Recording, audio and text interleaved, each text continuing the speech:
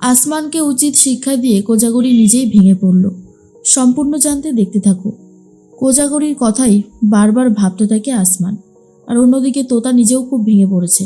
তোতাও এদিকে আসমানের কথাই ভেবে যাচ্ছে যে আসমান কি করে তোতার মতন একটা মেয়েকে না বলতে পারলো, তোতাকে এত অপমান করলো। তখনই কোজাগরী এসে বলে, কিরে তুই এখনও রেডি হোসনি? আরে আমাদেরকে তো বেরোতে হবে, রেডি হয়ে নে। তখনই তোতা বলে, মা এত আনন্দ, এত আলো রোশনাই বিয়ে, আমি সেখানে গিয়ে কি করব? আমার তো মনই ভালো নেই। কোজাগরী বলে, এরকম বললে হবে না মা, মন ভালো রাখতে হবে। আসমান কষ্ট পাবে, ও সারা জীবনে কোনো দিন ভালো থাকবে না। ও যেভাবে তোর চোখের জল ফেলেছে ওর ভালো হতে পারে না। ও তোকে অনেক কষ্ট দিয়েছে, তুই আর এসব নিয়ে ভাবিস না তো। তোতা তখন বলে, তুমি ভাবতে বারণ করছো আর আমি ভাববো না? আমার মন তো মানছে না। বারবার মনে হচ্ছে আসমানের কাছে ছুটে যাই, গিয়ে ওকে জিজ্ঞেস করি কেন কেন ও আমাকে ভালোবাসতে পারছে না। কিন্তু আমি তো উত্তরটা পেয়ে গেছি। ওর টাকার জন্য আমাকে রূপের কাছে বিক্রি করে দিয়েছে। কোজাগরী তখন বলে, তাহলে বুঝতেই তো পারছো কেন আসমানের কথা বারবার ভাবছো। আসমান তোমার যোগ্য নয়, এটা মনে রাখো। যে ক্রিমিনাল সে কখনোই ভালো হতে পারে না। রাস্তা থেকে তুলে নিয়ে এসে একটা জায়গায় ওকে বসাতে চেয়েছিলাম, ওকে সম্মান দিতে চেয়েছিলাম, ভালোবাসা দিয়েছিলাম, কিন্তু তার বদলে ও যে আমাকে এত কষ্ট ফিরিয়ে দেবে এটা কেই বা জানতো। তোতা বলে, মা তুমি আর এসব নিয়ে ভেবো না। আমরা তো যাওয়ার সময় ওই হোটেলের সামনে দিয়েই যাব, ওর কাছ থেকে তুমি চাবিটা নিয়ে নেবে মা। কোজাগরী বলে, চাবিটা তো নিয়ে নেবই, ভেবেছিলাম অন্য কাউকে দিয়ে চাবিটা আনানোর ব্যবস্থা করব। অন্য কারোর হাতে তো আবার চাবিও দেবে না, ছেলেদেরকে পাঠানো যাবে না, যা মাথা গরম এক একজনের। আর আমাকেই যেতে হবে। আর দুটো দিনও চালিয়ে নিক, তারপরে আমি দেখে নেব। কোজাগরীর কথা শুনে তোতা বলে, কেন কেন ও দুটো দিন চালাবে? তোমার হোটেল তুমি চালাবে, আর যদি চালাতে না পারো তাহলে বন্ধ করে দেবে। কি দরকার এই সমস্ত ঝামেলায় নিজেকে জড়ানোর? আমি ওকে সহ্য করতে পারছি না, ওর নাম শুনলে আমার রাগ হচ্ছে। কোজাগরী বলে, সেটাই স্বাভাবিক, কিন্তু দেখো এখন তো কিছু করার নেই। মোটামুটি আর দুটো দিন একটু সামনে নাও, সব ঠিক হয়ে যাবে। এখন রেডি হয়ে নাও, আমাদেরকে বেরোতে হবে। আজকে কোকোর বিয়ে, তোমার দাদার বিয়ে, তুমি ভুলে গেলে? ওদের বিয়েতে কত মজা করবে বলে ঠিক করেছিলে। আর আজকে যদি এভাবে মুখ ভার করে দাঁড়িয়ে থাকো, তোমার বাবা দাদাদেরও তো মন খারাপ হয় তোমাকে দেখে, তাই না? দেখো আজকের দিনটা জীবনে চাইলেও আর ফিরে আসবে না। বরং এটা মনে রাখো, তুমি যেই বিপদ থেকে বেঁচেছো সেটা অনেক বড় একটা জিনিস, বুঝেছো? যাই হোক, তুমি রেডি হয়ে নাও। এরপর কোজাগরী নিজেও রেডি হয়ে নিয়েছে। অন্যদিকে কোকো রেডি হচ্ছে, আর কোকোর মা এসে বলে, কিরে তুই এখনও রেডি হসনি? একটু পরেই তো ওরা চলে আসবে। কোকো তখন বলে, রেডি তো হচ্ছি, আর কত তাড়াতাড়ি রেডি হব? মামি তখন বলে, শুনলাম ও নাকি একটু বেরিয়েছিল, কোথায় গেছে ওকে জিজ্ঞেস করো তো। কোকোর মা বলে, এই তুই কোথায় গেছিলিস? কিরে বল।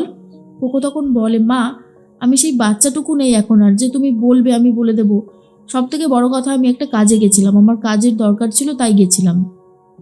কোকোর মা বলে, তা সেই কাজটা কি সেটাই তো জিজ্ঞেস করছি, উত্তর দিতে এত প্রবলেম হচ্ছে কেন? তখনই কোকো বলে, উত্তর দিতে প্রবলেম হচ্ছে কোথায় বললাম? উত্তর দিতে চাইছি না, আমার কিছু পার্সোনাল প্রবলেম তো থাকতেই পারে, তাই না? তুমি এই সমস্ত জিজ্ঞেস করো না, আমি উত্তর দিতে পারবো না। তখনই মামি বলে, সত্যি কোকো তুই না খুব উল্টোপাল্টা উত্তর দিস, জানিস তো? তোকে একটা ভদ্রভাবে প্রশ্ন করলেও দেখ কেমন ছিঁড়ি উত্তর দেবার।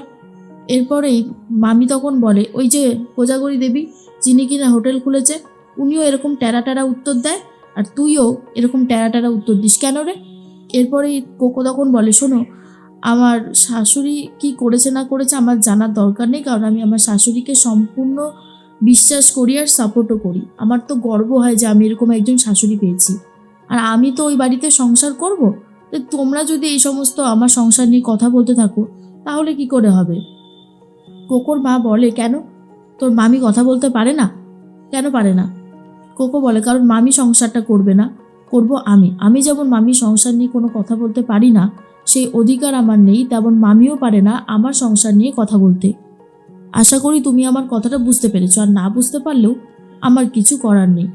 এরপর কোকোর কথা শুনে মামির তো প্রচণ্ড রাগ হয়, আর বলে, সত্যি বাবা, এই মেয়েটার সাথে আমি আর মুখ লাগাতে চাই না। কোকোর মা বলে, আমিও চাই না, নাও এবার তাড়াতাড়ি সেজে নাও। আর ভালো লাগছে না, ওই বাড়ির তো আর কাণ্ড কারখানা কিছু কম নেই, ওই বাড়ির মেয়েরও ভীষণ দোষ আছে, আমি তো শুনছি। আসমানের সাথে নাকি একটা সম্পর্ক তৈরি হয়েছিল, আসমান নাকি ওকে রিজেক্ট করেছে, এসব নিয়ে বেশ একটা জলঘোলা হচ্ছে। ওই বরযাত্রীরাই মানে যখন এসেছিল গায়ে হলুদ দিতে তখনই তো বলা কোয়া করছিল আর কি। তখনই আসমানের কথা শুনতে চায় না কোকো, আর বলে দেখো তোমরা এসব বন্ধ করো। এদিকে সবাই তো রেডি হয়ে গেছে, টিনটিন রেডি, টিটুকে বরণ করে নিচ্ছে কোজাগরি আর বলে চল বাবা এবার আমরা তাহলে এগোই। সবাই তো মোটামুটি আগে থেকেই এগিয়ে গেছে। এরপর যখনই কোজাগরি আর তোতা আসছিল গলির দিয়ে তখনই আসমান সামনে এসে গেছে আর বলে আপনাদের সাথে কিছু কথা ছিল। ম্যাডাম তখন বলে তুমি তুমি এখানে কেন এসেছো? তুমি কিসের জন্য আমার সামনে এসে এখানে দাঁড়ালে? চলে যাও, চলে যাও বলছি। আসমান তখন বলে আমি তো থাকতে আসিনি, আমি কিছু কথা বলতে এসেছি যেগুলো না বললেই নয়। প্লিজ আপনি আমার কথাটা শুনুন ম্যাডাম।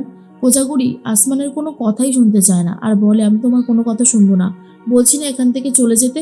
কেন এসেছো তুমি এখানে? আমার মেয়েটাকে কষ্ট দিয়ে আর কি লাভ পাচ্ছ তুমি বলো তো? শোনো, তুমি যে কি হারালে তুমি নিজেও জানো না। এরপরেই আসমান বলে দেখুন আপনি যদি এরকমভাবে কথা বলেন তাহলে আমি আমার আসল কথাটা কিভাবে বলবো, তাই না? বলছিলাম যে হোটেলটা, আর তখনই কোজাগরি বলে হ্যাঁ হোটেলটা, আর 2 দিন তুমি একটু সামলে নাও, তারপর যেন ওই হোটেলের চারপাশে এই তীর সীমানা আমি যেন তোমাকে আর দেখতে না পাই, তুমি আমার চোখের সামনে কোনোদিনও আসবে না, বুঝতে পেরেছো? তোতা বলে আচ্ছা মা, 2দিন হোটেলটা বন্ধ থাকলে কি এমন ক্ষতি হবে? তুমি ওর থেকে চাবিটা নিয়ে নাও আর 2দিন হোটেলটা বন্ধ করে রাখো। আসমান তখন বলে সবে তো হোটেলটা চালু হলো, এখন ফুলদমে চলছে, 2দিন বন্ধ রাখলে কাস্টমাররা তো আবার এদিক ওদিক হয়ে যাবে, তাই না?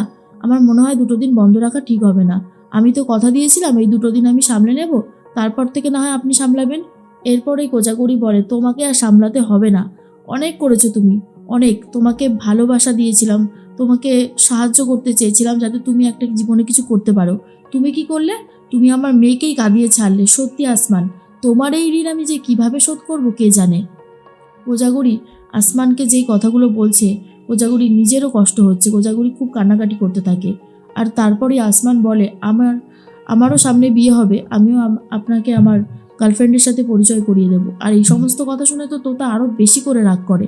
কোজাগরি বলে তোমার ওই গার্লফ্রেন্ডকে আমি দেখতে চাই না, তুমি আজকে যার জন্য আমার মেয়েকে অপমান করলে একদিন সেই তোমাকে ঘৃণা করবে, সেই তোমার সংসার ছেড়ে চলে যাবে, আমি তোমাকে অভিশাপ দিচ্ছি। কথাটা শোনার পরেই আসমান মনে মনে ভাবে যার নিজের মাই জন্মের পরে রেখে চলে গেছিল, যার নিজের মা আসে ডিল করতে, তার আর জীবনে কি হবে?